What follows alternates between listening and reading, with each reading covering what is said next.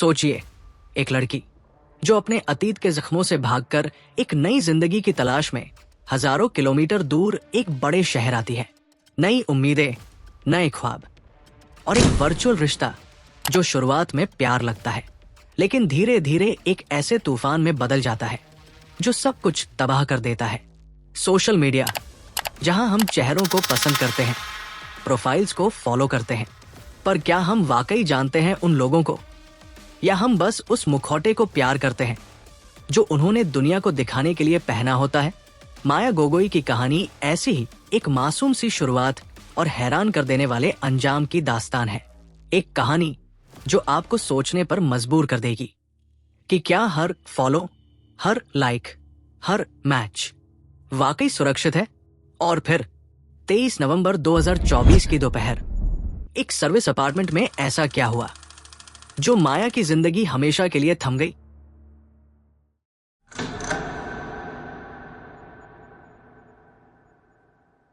Social media के जमाने में हम रोज नए लोगों से मिलते हैं, बिना उन्हें जाने, बिना उन्हें समझे। सिर्फ उनकी प्रोफाइल देखकर ही हम उनकी जिंदगी का हिस्सा बन जाते हैं। उन पर आंख बंद करके भरोसा कर लेते हैं, क्योंकि हर इंसान के अंदर एक खालीपन होता है, एक तन्हाई होती है जिसे भरने के लिए हम किसी को ढूंढते रहते हैं। और इसी तलाश में सोशल मीडिया बन गया है सबसे बड़ा जरिया। डेटिंग एप्स, इंस्टाग्राम या फिर बस एक डीएम, वही तो है एक नए रिश्ते की शुरुआत। माया गोगोई डेका असम के गुवाहाटी शहर के एक छोटे से रिहायशी इलाके कैलाश नगर में रहती थी। बहुत कम उम्र में उन्होंने अपने माता पिता को एक सड़क हादसे में खो दिया था। उस समय माया की उम्र सिर्फ 9 साल थी। उसके बाद की जिंदगी पूरी तरह बदल गई। माया को उसके मामा और नानी ने पाला, लेकिन वो प्यार, समझ और अपनापन जिसकी माया को जरूरत थी, वो उसे कभी महसूस नहीं हुआ। उसकी नानी बेहद सख्त थी, हर बात पर टोकना, घर के काम करवाना और उसकी भावनाओं को कभी नहीं समझना। स्कूल से लौटने के बाद माया को छोटे मोटे काम करने पड़ते थे ताकि घर का खर्च चल सके। मामा का स्वभाव कुछ बेहतर था, लेकिन वे भी माया को वो सहयोग नहीं दे पाए जिसकी उसे जरूरत थी। छोटी सी उम्र में ही माया अंदर से टूट चुकी थी। अकेलापन और संघर्ष ने उसे बहुत जल्दी परिपक्व बना दिया। यही सब कारण थे जिन्होंने माया को प्रेरित किया कि वह अपनी जिंदगी की शुरुआत नए शहर में अपने शर्तों पर करे। साल 2020 में माया अपने बड़े बहन और कजिन के पास बेंगलुरु शिफ्ट हो गई। पढ़ाई में वो बहुत तेज थी और साथ ही एक व्लॉगर भी थी। वो बेंगलुरु में नौकरी के साथ साथ सोशल मीडिया पर भी एक्टिव रहती थी और एक अलग पहचान बनाने की कोशिश कर रही थी। माया एक फैशन और डेली लाइफस्टाइल व्लॉगर थी। उन्हें रोज व्लॉग्स और रील्स बनाना पसंद था।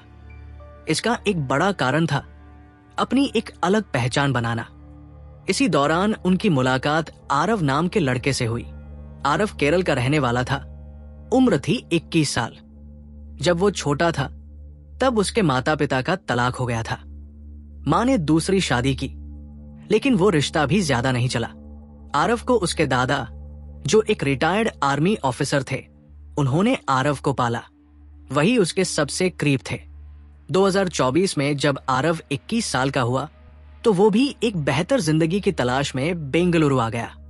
माया और आरव की मुलाकात एक डेटिंग ऐप बम्बल पर हुई।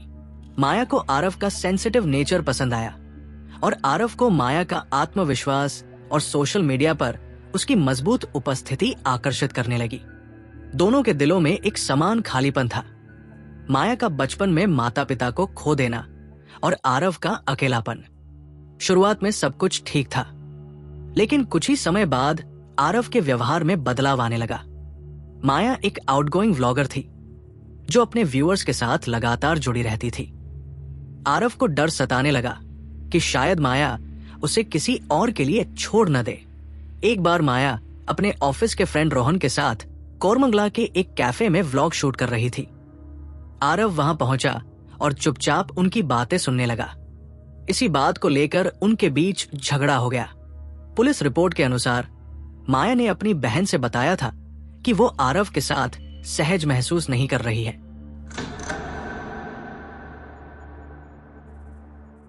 तेईस नवंबर 2024 एक भयावह दिन।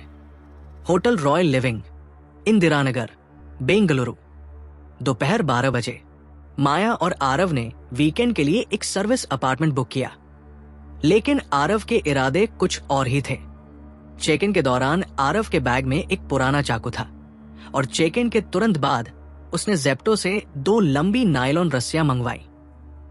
सीसीटीवी फुटेज में दोनों साथ में हंसते हुए अपार्टमेंट में जाते दिखे, लेकिन इसके बाद जो हुआ वो इंसानियत को शर्मसार कर देने वाला था। कमरा नंबर 304, उनके बीच बड़ा झगड़ा हुआ। माया ने शायद रिश्ता खत्म करने की बात की थी, जो आरव के लिए ट्रिगर बन गई। आरव ने अपना बैग खोला और चाकू निकाला। उसने माया के सीने, गर्दन और सिर पर कई वार किए। एक गहरा घाव उसकी छाती पर था, जिसने उसकी जान ले ली। माया वही बिस्तर पर गिर पड़ी। आरव खड़ा रहा, हाथ में कांपता चाकू, सिगरेट सुलगाता हुआ। पुलिस के मुताबिक आरव ने 24 से 26 नवंबर तक उसी कमरे में माया के शव के साथ वक्त बिताया। उसने शायद शव के टुकड़े करने का प्लान भी बनाया, क्योंकि उसने रस्सियां मंगवाई थी।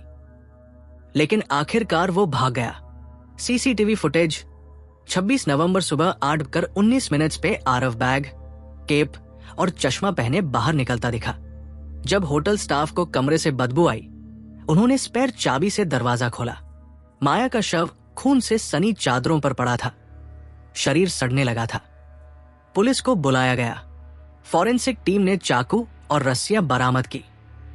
हत्या के बाद आरव ने एक टैक्सी बुक की और बेंगलुरु रेलवे स्टेशन पहुंचा। वहां से वाराणसी के लिए ट्रेन पकड़ी। पुलिस ने कॉल डिटेल्स और सीसीटीवी फुटेज से उसकी लोकेशन ट्रैक की और आखिरकार उसे गिरफ्तार कर लिया गया।